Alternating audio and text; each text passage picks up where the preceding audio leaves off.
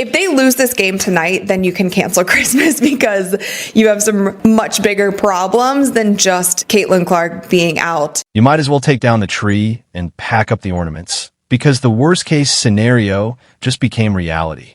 Can we please get a round of applause for Stephanie White? We lost to the Connecticut Sun, folks. The 0-5 Connecticut Sun. The Fever's loss to the previously winless Sun marked a tough low point in the Caitlin era. And now, even the most dedicated fans are beginning to ask the tough question. Is this team actually any good without her? I had these 2 games as wins. Well, now I look at the schedule and I'm like, well, you can't take any of these games for granted. They could, in theory, lose all of them. It's not just about the losses. It's the way they've looked while losing that's raising concerns. You have the Fever, as a result, looking like one of the worst teams, if not the worst team in the league, without Caitlin Clark. Now, it's painfully clear this stretch without Caitlin isn't just a test for the Fever. It's a reality check for the entire WNBA. The success of the WNBA rides on the success of the Indiana Fever and specifically Caitlin Clark. The ratings are in, and yes, they're sliding. The Fever appear to be spiraling, and without Caitlin Clark, they're not just losing games. They're starting to lose the fans' confidence. There are already calls for Stephanie White's job, and serious doubts about whether this roster, especially with key injuries, can even keep things together. But before you jump ship, hear me out. It's not all doom and gloom. There's still a light at the end of this rough stretch. So let's break down why fans are panicking, what's really going wrong, and why there's still reason to believe. Before we dive in, give this video a like if you're counting down the days until Caitlin Clark returns. Drop a comment if you think the Fever are in real trouble, and don't forget to hit that subscribe button. The Indiana Fever deserve to be the laughing stock of the WNBA because of all the crap they pulled in preseason. Everyone expected the Fever to take a step back without Caitlin Clark. That was a given. But no one saw things unraveling this quickly or this dramatically. The backlash has been fierce. When the Fever lost to the Connecticut Sun, a team that had been winless, missing key players and widely seen as the worst in the league, fans and analysts alike hit their breaking point. X lit up with reactions, turning into a full-blown schadenfreude fest. Non-Fever fans jumped in, mocking everything from the roster to the coaching staff. And to top it all off, the Connecticut Sun's own social media joined the pile-on, roasting the Fever and adding insult to injury. The Fever are getting, I'm not even going to say sneak dissed, very openly dissed by a team who lost their entire starting 5, lost their coach to Indiana, lost one of their all-stars to Indiana, don't have a training facility, and were 0-5. What made this loss sting even more was the build-up. The Fever entered the season with big talk. Their Now You Know campaign wasn't just bold. It came off as almost prophetic trash talk. They weren't just asking for respect. They were claiming the league. And honestly, with Caitlin Clark joining a revamped roster loaded with veterans and young talent, it wasn't outlandish to see championship potential. But now, without Caitlin, the team looks lost. They've boarded the struggle bus, and it's making stops across the country. The hope was that they could stay afloat while she healed, maybe play .500 ball, and keep themselves in the mix. But after getting handled by a winless Sun squad, all bets are off. You should win 3 out of every 4. You should be a good squad that blows out the Connecticut Sun without Caitlin Clark. So that makes me question, how good is this team? But it's not just about 1 or 2 games. Fans and analysts have been voicing concerns about the Fever's overall style of play, even when Caitlin Clark is on the court.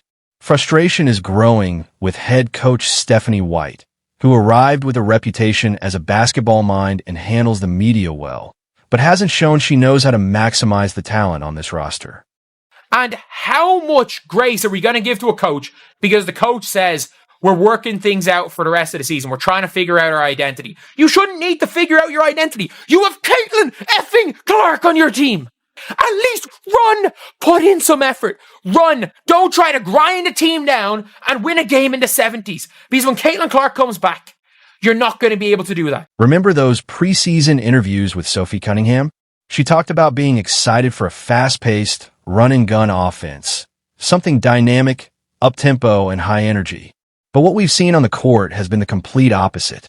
Instead of pushing the pace, The Fever have looked slow, stagnant, and uncertain, like a team still searching for its identity. And without Caitlin Clark running the show, they've simply lacked the spark and excitement that fans were expecting. Last night was the commentators were talking about the Connecticut Sun and the Indiana Fever being the two slowest teams in the WNBA. If you told me that that would be something that was said on the broadcast during any Indiana Fever game, I would have thought you were insane. Literally, the two slowest teams, with the Connecticut Sun being the slowest team in the WNBA. And just last night, once again, the Indiana Fever only had 4 points in transition buckets. The game before that, again, without Caitlin Clark, 0 points in transition buckets. Who would have guessed that the Fever, with all their preseason hype, would end up as one of the slowest teams in the entire league? I'll explain why that's a big problem, far beyond just the numbers, in a moment. This isn't just an issue for the Fever. It could have ripple effects across the entire WNBA. Things have gotten so bad that fans and analysts are already demanding major changes. And believe it or not, some are even starting to miss Christy Sidibe. This team plays worse offense than what Christie sides. Their motion offense is give the ball to the wing, 4 players stand around and is like, what are we meant to do? What are we meant to do? What are we meant to do? And then eventually the ball probably gets turned over. This was supposed to be a new day. This was supposed to be a new dawn, a new head coach, a new era for Indiana Fever basketball. And I would much rather, yes, folks, give me Christie Sides back. Goodness gracious, I said it. I've heard the ratings argument framed in different ways. On one hand, yes, ratings are definitely down without Caitlin Clark. There's no denying that. But then you hear people say, hey, some of these games are still among the top draws on NBA TV, which sounds good until you realize NBA TV isn't exactly prime time. That here's the truth that often gets lost in the noise. The WNBA wasn't booming before Caitlin. It was making slow, steady progress, modest growth, but still losing money year after year to the tune of $40 million last season alone. Now, they're not just losing viewers, they're losing the casual fans. The ones who filled the arenas, made broadcasts relevant, and caught advertisers' attention. So right here, Wednesday's Fever Mystics WNBA game averaged 357,000 viewers on NBA TV. That was without Caitlin Clark. But that's still way off. I mean, the previous NBA TV game against the Dream averaged 581,000 with Caitlin. This is a pattern you see across all major sports. When the biggest star is out, casual fans tend to disappear. That's exactly what's starting to happen here.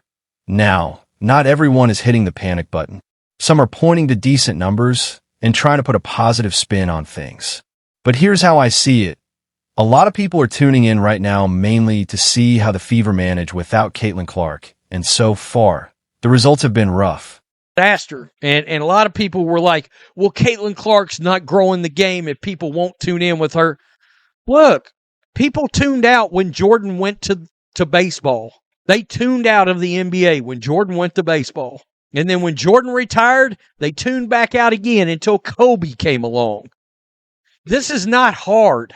It's the same pattern you see across every major sport. When the biggest star isn't playing, casual fans disappear. And that's exactly what's starting to happen here. Now, sure, not everyone is smashing the panic button. Some are still pointing to decent numbers and trying to spin it as a win. But here's how I see it. A lot of people are tuning in right now just to see how the Fever hold up without Caitlin Clark. And so far, it's been brutal. And I think another negative is that the Indiana Fever play puke ball. Even with Caitlin Clark this season, they play puke basketball. And if the Fever keep playing like this slow, sloppy, uninspired, and Caitlin's out for more than 4 games, the WNBA could lose a ton of momentum, all that hype, all those headlines, all the new eyeballs gone. Because momentum in sports is fragile, and without their biggest star and a competitive product casual fans won't wait around, it doesn't take much to go from trending to forgotten. I think this number will continue to go down if we see a product like we saw from the Indiana Fever versus the Washington Mystics. That was not fun basketball to watch. This is something the league, and maybe even the Fever, still don't fully understand. The WNBA's slow growth, years of stagnation, and ongoing struggle to break through have always come down to one thing: the product on the court. And that product has 2 crucial elements. First, excitement. Caitlin Clark brought excitement in spades. She made the game a must-watch with her long-range threes, pinpoint passes, and edge-of-your-seat pace. That's what drew millions of new fans. Sure, there are other great players, but none deliver the same energy, flair, or mainstream appeal. Right now, the Fever aren't playing the kind of basketball